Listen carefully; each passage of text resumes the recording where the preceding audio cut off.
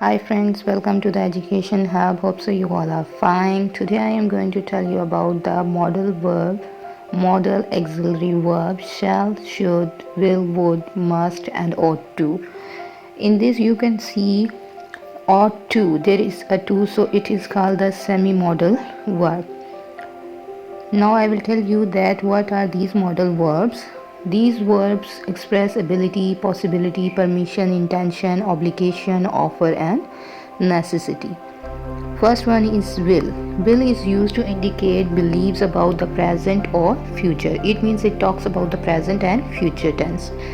Number two, it indicates after action or event. It means that what is happening next in the future action or event it indicates. We use will. Number three, make promises and offer. We use will. Number four, make a request, informal. So will. Here are a few examples. Number one, my father will be in his office. It is about the present condition, so we use here will. Number two, we will be late. It is about the future, telling him or her that we will be late. Number three, Ali will book the venue. It is about the future action, that who will book the venue. Ali is performing an action that he is going to book the venue. So he will book the venue is an action. Number four, I will give you a lift to home after the party. It means that it is about the event of future.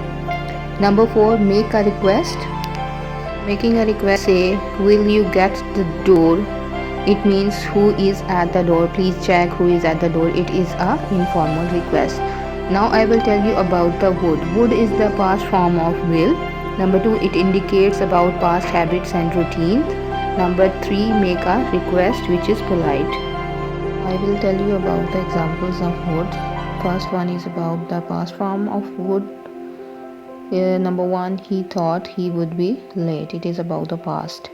Number two, she would often work late. It is about the habit or routine of her that she would often work late, or we also use used to about instead of would here. Number three, would you call back later? It is a polite request to someone that would you call back later. Next one is shall. Shall indicates a future action. We normally use shall with I and we, but in modern English we use will with all the subjects. But for legal documents or formal settings we use shall with I and we. Number two, ask a question. When we ask a question we use shall. Number three, make an offer. When we are making an offer we use shall. A few examples. Number one, I shall attend her birthday party. It is about the future action that what I will do. I shall attend her birthday party. Number two, shall we go to market? It is about the question, shall we go to market? Number three, shall I do something for you? It is an offer that you are offering someone that shall I do something for you. Next one is should. Should make a suggestion. Number two, indicates likelihood. There are two actions which are performed by the should. One is suggestion and second one is likelihood. Here is an example. We should watch that movie. It is the suggestion to someone that we should watch that movie. Number two, my sister should be asleep by now. It is a likelihood indication. Next one is must. Must is used to indicate obligation, which is strong obligation. Number two, indicates likelihood. Here are few examples. Number one, biker must wear helmet. It is a strong obligation.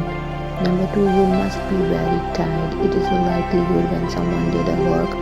After that you said to him or her, you must be very tired. These are the example of must. Next one is ought to. Ought to is similar to the should. Like there is a should, why we should use should like this. We similar use ought to. Number two, it indicates likelihoods. Examples: you ought to or should leave now. Number two, Ali ought to or should be here by now. These are the example of ought to. Hope so it is clear that where you have to use will, would, shall, should and must and ought to. Thanks for watching. Take care. Allah Hafiz.